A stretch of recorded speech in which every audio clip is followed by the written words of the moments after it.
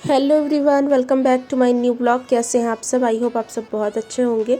तो कल जो वीडियो गई थी उसके आगे का ही ये पार्ट है जो कि मैंने कल कंटिन्यू रिकॉर्ड करा था, लेकिन कल की वीडियो ऑलरेडी बहुत लंबी थी तो उसमें मैंने इसको इंक्लूड नहीं करा। और ये मैं एक सब्ज़ी बना रही हूँ बेसन की, जो कि जब मैं मतलब यूजुअल सब्जियों से ऊब जाती हूँ तो ये वाली मैं बनाती हूँ। मेरे घर में भी ये बनाई जाती थी और सबको अच्छी भी लगती हैं। तो जिसके लिए मैंने सरसों का तेल लिया है और अच्छी तरह से वो स्मोक हो गया तो उसमें मैंने डाला है ये बेसन। अब इस बेसन को ना लो फ्लेम पे आपको बहुत अच्छी तरह से भूनना है। जैसे आप बेसन का हलवा बनाते हैं उसके लिए बिल्कुल सौंधी सौंधी सी खुशबू आने लगती है, उस स्टेज तक बेसन को भूनते हैं ना, उसी तरह से यहाँ पे बेसन आपको भूनना है। आँच को तेज़ बिल्कुल मत करिएगा, क्योंकि तेज़ कर देने से तुरंत ही ये फिर कलर पकड़ लेगा काला काला सा और कड़वा हो जाएगा, पकेगा नहीं अंदर से। बेसन को हमें खूब अच्छे से धीमी आंच पे भूनना है। और अगर आप चाहें तो इसमें डालने से पहले आप छन्नी से छान करके भी डाल सकते हैं। तो ये जो गुठलियाँ पड़ी हुई हैं जिन्हें मैं अभी छुड़ा रही हूँ, तो इतनी मेहनत आपको नहीं करनी पड़ेगी। मैंने एज इट इज़ इसमें डाल दिया था, तो चलाते चलाते मैं इसकी जो गांठें हैं उनको भी तोड़ रही हूँ और खूब अच्छी तरह से इनको मैं भूनूंगी। अच्छी सी एक अरोमा आने लग जाती है, आपको पता चल जाता है कि आपका बेसन जो है वो भुन चुका है। और उसके बाद मैंने इसमें थोड़ा सा नमक डाला है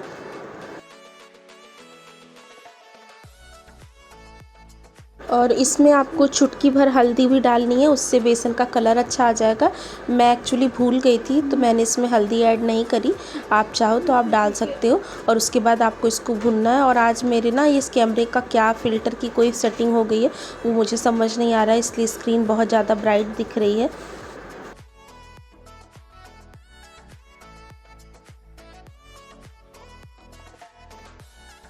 और जब आपका बेसन खूब अच्छी तरह से भुन जाए तो उसमें आपको पानी मिक्स करना है, जैसे आप बेसन के हलवे के लिए करते हैं। याद रखिएगा पानी आप बहुत ज़्यादा मत डाल दीजिएगा, ताकि मतलब ज़्यादा पानी आप डाल दोगे ना तो इसका जो कंसिस्टेंसी है वो ख़राब हो जाएगी और आपका जमेगा नहीं। तो हलवे के लिए आप जैसा बनाते हैं उससे थोड़ा सा कम पानी आप डालिएगा, ताकि जब हम इसको प्लेट में डाल के फैलाएं तो ये अच्छी तरह से फैल जाए।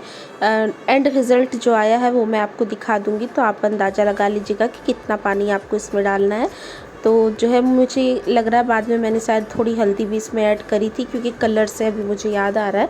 और यहाँ पे खूब अच्छी तरह से आपको चलाना है, क्योंकि पानी डालने के साथ ही इसमें बहुत सारी गुठलियाँ पड़ जाती हैं। मेक श्योर उन गुठलियों को आपको ज़रूर से फोड़ लेना है, तभी ये सही बनेगा। इस तरह से चलाते हुए आप इसको फोड़ लीजिए और बिल्कुल सूखा कर लीजिए इस तरह से कढ़ाई में फैला फैला के। और उसके बाद एक थाली प्लेट जिसमें भी आप इसको फैलाने वाले हो उसको ग्रीस कर लीजिए। ऑयल, घी, रिफाइंड जिससे भी आप चाहें उससे। सरसों का तेल मेरे ख्याल से मत ही डालिएगा, क्योंकि फिर वो कच्चा होगा तो उसकी अरोमा आती है। अगर पका हुआ सरसों का तेल है तो वो डाल लीजिए। मैंने यहाँ पे थोड़ा सा यूज्ड रिफाइंड था वो डाला है, प्लेट में चारों तरफ स्मीयर कर दिया है। और उसके बाद ये जो हमारा बैटर बना है ना, इसको हम इसमें डाल देंगे और फैलाने के लिए आप थोड़ा सा पानी का इस्तेमाल कर सकते हैं। मतलब इस तरह से जैसे मैंने प्लेट में डाला है ऐसे आप डाल दीजिए। उसके बाद थोड़ा सा हाथों में पानी लगा करके आप उसकी थाप दे करके इसको मतलब सरफेस को बिल्कुल क्लीन कर लीजिए और फैल जाएगा। और प्रिशा मेरी यहीं आसपास ही घूम रही है वॉकर ले करके, तो वॉकर में रहती है ना तो भाग भाग के ये मेरे पास आती है। मुझे थोड़ा सा डर लगता है कहीं जल वल ना जाए, ये लेने के लिए गोदी कर रही है। तो वही मैं आपसे कहती हूँ ना कि कभी कभी बच्चे बिल्कुल ही ज़्यादा समझदार बन जाते हैं और कभी कभी जब नहीं बन करते तो बिल्कुल ही सपोर्ट नहीं करते। जैसे इस टाइम पे वो मुझे कढ़ाई से ये बैटर निकालने तक में बड़ी आफत कर रही थी, फिर आरोकी के पापा लेकर के गए उसको किसी तरह।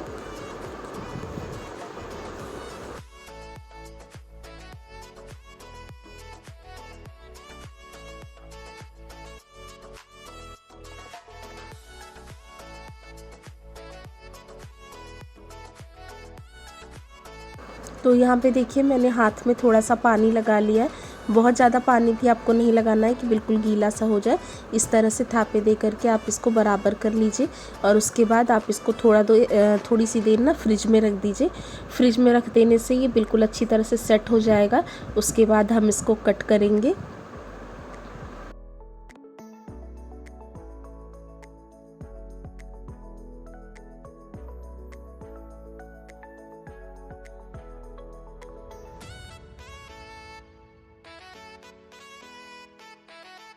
और इसको फ्रिज में रखने के बाद अब हम इसकी ग्रेवी की तैयारी करेंगे।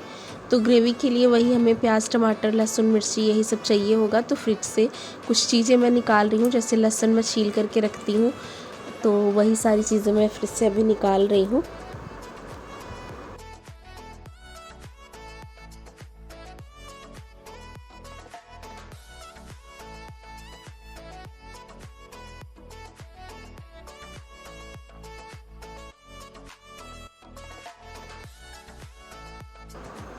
तो यहाँ पे मैंने 2 प्याज ले लिए हैं थोड़े से मीडियम साइज़ के, 3 टमाटर ले लिए हैं, 5 से 7 लहसुन की कलियाँ लूँगी, मिर्ची और अदरक ये सारी चीज़ों का मतलब प्याज वगैरह तो छील लूँगी और उसके बाद धुल करके इसको मिक्सी में मैं अच्छी तरह से पीसूँगी पहले।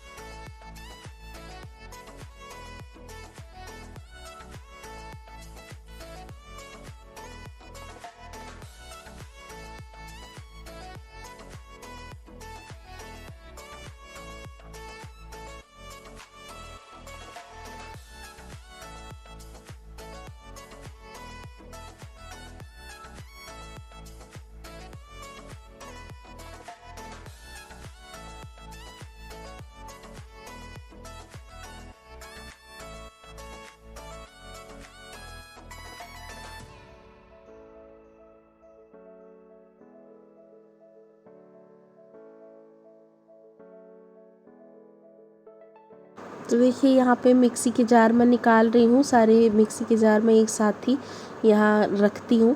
तो इसको एक बार पहले अच्छी तरह से धुल लूँगी और उसके बाद इसको मैं पीस लूँगी। आप चाहो तो प्याज, लहसुन, मिर्ची वगैरह एक साथ कर लो और टमाटर अलग भी पीस सकते हो, लेकिन मैं ज़्यादातर ग्रेवीज़ में जब पीस करके बनाती हूँ तो ज़्यादातर बार मतलब 100 में से 99 बार एक साथ ही पीस देती हूँ, थोड़ा सा इजी हो जाता है।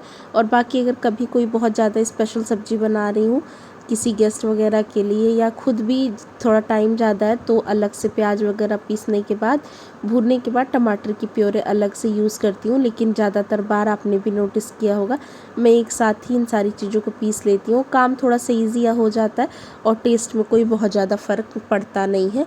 हरा धनिया भी अगर आप चाहो तो इसमें खूब सारा पीस सकते हो, मैंने नहीं डाला है। और बस इसके बाद इसमें मैंने कोई खड़े गरम मसाले नहीं डालते हैं, क्योंकि कई बार ऐसा होता है ना, खड़े मसाले अगर डाल के आप इस तरह के मसाले में पीस देते हैं तो उसका थोड़ा सा कड़वा सा टेस्ट आता है। तो ज़्यादातर बार मैं खड़े मसाले जो होता है ना वो ऐसे तेल में मतलब तड़के के साथ ही यूज़ करती हूँ। और जब सब्ज़ी हमारी डन हो जाती है तो मैं उसको जैसे जैसे मुझे दिखता रहता है मैं उसको निकाल देती हूँ, क्योंकि आरोगी की पापा के थाली में जाता है ना तो थोड़ा सा गुस्सा करते हैं इस वजह से। और यहाँ पे मैं मसाला पीस रही हूँ अपना, अच्छा सा फाइन सा आपको पेस्ट बना करके तैयार करना है।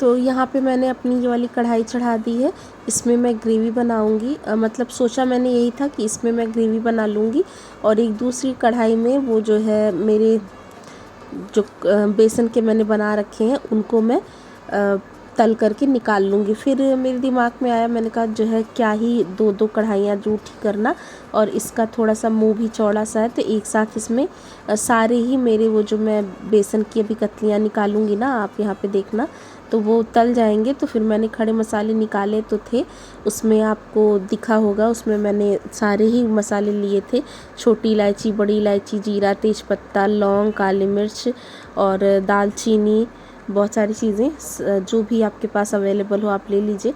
और यहाँ पे ये जो बेसन है ना, इसको जमने में 5 से 10 मिनट लगेंगे फ्रिज में। अगर आपने अपना ये बैटर अच्छा बनाया है तो इस तरह से बर्फ़ी के टाइप में या जिस भी शेप में आप चाहो इसको कट कर लो। थोड़ा मोटा ही रखिएगा, मैं सजेस्ट करूँगी, ज़्यादा पतला मत करिएगा। और आप अगर चाहो तो इसको नहीं भी तलेंगे तब भी ये बहुत ही अच्छी लगती है, ऐसा नहीं है। लेकिन थोड़ा सा अगर आप इसको शैलो फ्राई सा कर लेते हैं ना तो ये और भी ज़्यादा इंटैक्ट रहती हैं ग्रेवी में जाने के बाद इसको, क्योंकि एक बॉडी सी मिल जाती है और अच्छी बनती है। तो यहाँ पे तेल गरम हो गया था तो उसमें मैंने एक एक कतली इस तरह से कर करके डाल दी है। और बस अलट पलट के तुरंत ही आपको इसको टच नहीं करना है, काफ़ी डेलिकेट होती है तो ये टूट भी सकती है। इस तरह से फैला दीजिए, थोड़ी देर छोड़ दीजिए। फ्लेम इस टाइम पे आपको हाई ही रखनी है, मीडियम या लो नहीं रखना है, क्योंकि एज सच इसमें कुछ पकाने जैसा है नहीं। हमें सिर्फ इसको बॉडी और कलर ही देने के लिए हम इसमें डाल के कर रहे हैं इसको फ्राई। तो छोड़िएगा, मतलब बार बार ऐसे मत करिएगा और तुरंत कलछी भी मत लगेगा। जिस तरह से मैं इसको शेक कर रही हूँ इस तरह से थोड़ा अलट पलट दीजिएगा। और जब थोड़ा सा टाइम हो जाए ना, 1-2 मिनट हो जाए, तब आप इसको सावधानी से पलट दीजिए, तो ये एक भी टूटेंगे, बेकार नहीं होंगे। और पलटने के बाद बस थोड़ा सा ही कलर आ जाए और तेज़ आंच पे, उसके बाद आप इसको निकाल लीजिए।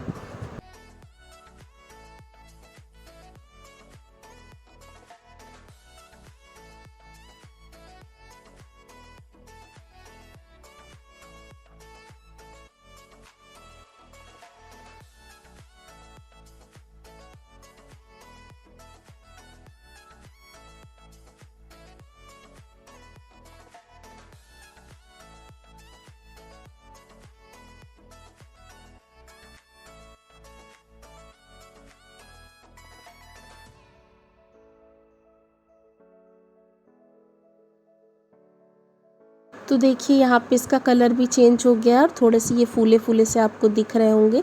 तो बस इतना ही। तो मैंने ना इसको एक तरह से शैलो फ्राई जैसा ही किया है। आप चाहो तो डीप फ्राई भी कर सकते हो, तब ये और भी जल्दी हो जाते हैं और ऊपर की जो परत है वो बिल्कुल ही कड़क हो जाती है। तो आप अपने हिसाब से कर लीजिएगा। और यहाँ पे देखिए मैंने इसको सारे को ही निकाल लिया है। और उसके बाद तेल मुझे थोड़ा सा ज़्यादा लग रहा था तो इसमें से थोड़ा सा तेल मैंने कम करा है, क्योंकि पता नहीं चल रहा है ये फ्लैट बॉटम की कढ़ाई है लेकिन इसमें वाकई तेल थोड़ा सा ज़्यादा ही था, तो इस वजह से। और नेक्स्ट डे था नवरात्रि का फास्ट, तो हमें जो है व्रत रखना था। नहीं, नेक्स्ट डे फास्ट नहीं था आज, क्योंकि आज व्रत है तो मुझे ऐसे याद आ रहा है, मतलब फास्ट नहीं था लेकिन फिर भी मैं ये सब्ज़ी थोड़ा सा मतलब हिसाब से ही बना रही थी ताकि ख़त्म हो जाए, थोड़ी बहुत ही बचे तो बचे, क्योंकि नेक्स्ट डे फिर मुझे दूसरा कुछ बनाना था, मैंने उसकी तैयारी कर रखी थी। तो यहाँ पे सारे ही खड़े मसाले मैंने डाल दिए हैं, जीरा वगैरह थोड़ा सा चटक जाए। और तेल पहले ज़्यादा लग रहा था, मैंने उसको निकाला, फिर मुझे बिल्कुल कम लगने लगा तो थोड़ा सा मैंने इसमें और ऐड कर दिया था, मतलब जो निकाला था वही वाला तेल। और खड़े मसाले चटक गए, उसके बाद मैंने इसमें ये जो ग्रेवी पीस करके रखा है, मतलब प्याज टमाटर वगैरह का पेस्ट, इसको इसमें ऐड कर दिया है। और इस जार को रिंस करके थोड़ा सा इसमें पानी डाल दूंगी, बाकी सूखे मसाले डालूंगी आगे अभी आप देखेंगे। और उसके बाद इस मसाले को आपको बहुत अच्छी तरह से पकाना है।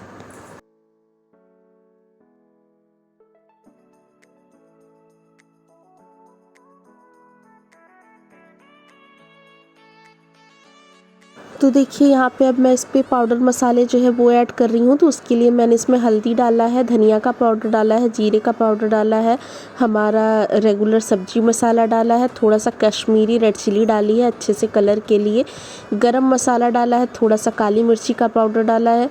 तो सारी चीज़ें थोड़ी थोड़ी सी करके आप डाल दीजिए। हींग ज़रूर डाल दीजिएगा क्योंकि बेसन की चीज़ है तो गैस वगैरह की भी दिक्कत होती है और हींग से टेस्ट भी अच्छा आता है। तो ये सारी चीज़ें डालने के बाद मसाले को अच्छी तरह से मैं इसमें मिक्स कर दे रही हूँ। और बस इस मसाले को आपको बहुत अच्छी तरह से पकाना है जब तक कि इसका तेल जो है ना वो रिलीज़ नहीं हो जाता। हालांकि बहुत ज़्यादा तेल का इस्तेमाल हमने किया नहीं है, फिर भी इसमें जो है तेल ना वो रिलीज़ हो जाएगा। और जैसा कि बताया मैंने, जार में कुछ भी वेस्ट ना जाए, तो वही रिंस करके पानी मैंने इसमें ऐड कर दिया है।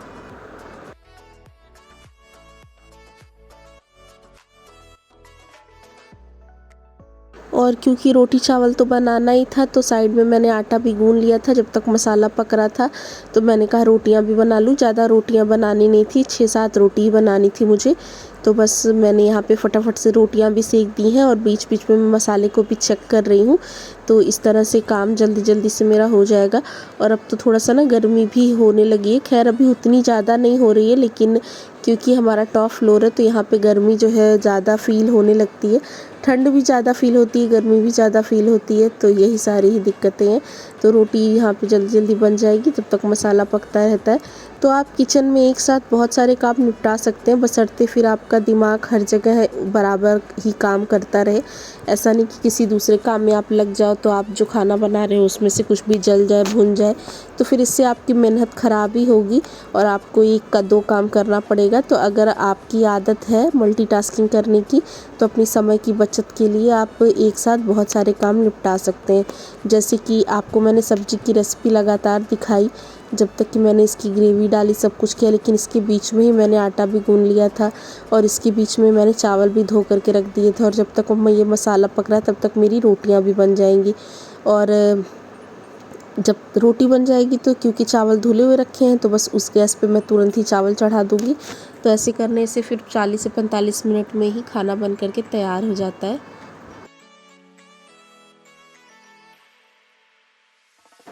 तो यहाँ पे आप मसाले की शक्ल देख सकते हैं, मसाला कितनी अच्छी तरह से भुन गया था और जितना भी तेल हमने डाला था वो सारा ही साइड से रिलीज़ होता हुआ आपको दिख रहा है। तो सब्ज़ी को अच्छा बनाने के लिए बहुत सारे फैक्टर होते हैं, लेकिन सबसे ज़्यादा बड़ा फैक्टर यही होता है कि आपने उसमें जो भी मसाले इस्तेमाल करे ना, उसको आपने अच्छी तरह से पकाया है कि नहीं पकाया है। जल्दीबाजी के चक्कर में बहुतों का मैंने देखा है कि वो जल्दी जल्दी ही सारा काम कर लेते हैं। सारा काम करने के चक्कर में आधा कच्चा पक्का सा मसाला डाल के सब्ज़ी वगैरह बना देते हैं ना, तो वो अच्छी नहीं बनती है। तो पहली बात तो खाना ऐसी चीज़ है जिसको बहुत टाइम दे करके पेशेंस के साथ बनाना होता है, क्योंकि जब भी आप खाना बनाते हैं ना तो उसमें आपके इमोशंस भी जुड़े हुए होते हैं और जिस भी माइंडसेट के साथ आप खाना बनाते हैं ना, डेफिनेटली खाने का स्वाद उस चीज़ को एब्जॉर्ब करता है और आपका खाना उतना ही टेस्टी और सेटिस्फाइंग बनता है जैसा कि आपका खाना बनाते समय मूड है। मैंने खुद को ये नोटिस किया है, कभी कभी किसी बात पे बहस हुई रहती है, जैसा कि हर हस्बैंड वाइफ में होती ही है, या बच्चों की कोई टेंशन है, कुछ भी है, ऐसे लपड़ छपड़ करके मैं भी कभी कुछ बना देती हूँ ना, तो उसका टेस्ट मुझे खुद को ही अच्छा नहीं लगता। हालांकि आरोग्य के पापा जो है नहीं बोलते हैं कि उन्हें खाना पसंद नहीं आया या कुछ भी। तो देखिए बातें करते करते आगे रेसिपी बहुत ज़्यादा आगे बढ़ गई। तो मैं बस कुछ नहीं किया, मैंने मसाला पक गया था, उसमें मुझे जितनी ज़रूरत थी उतना मैंने पानी डाल दिया था। यहाँ पे हम ग्रेवी तैयार कर रहे हैं और उसमें मैंने ग्रेवी के हिसाब से नमक डाल दिया था और नमक डालने के बाद हमें इसको बहुत अच्छी तरह से बॉयल देना है 5 से 7 मिनट का, इतना कि आपका मतलब आपको लगे कि आपकी ग्रेवी पक गई है। और जब आपको लगे कि आपको अब गैस बंद करना है, आपकी सब्ज़ी तैयार हो रही है, तो उसके 2 मिनट 2.5 मिनट पहले आपने ये जो बर्फ़ी जैसी काट करके रखी थी ना बेसन की कतलियाँ, वो आप इसमें ऐड कर दीजिए और इसको ढक करके रख दीजिए। और ढकने के बाद आप इसको फिर वही 2 ढाई 3 मिनट पका लीजिए। उसके बाद आप गैस बंद कर दीजिएगा, खूब सारा हरा धनिया डालिएगा। ये सब्ज़ी बन के डन है। खाना बन गया था, उसके बाद हमने खाना वगैरह खा लिया। तो फाइनल सब्ज़ी का लुक मैं आपके साथ शेयर करना भूल गई, तो आप इस तरह से बनाइएगा, टेस्ट करिएगा। Bye bye.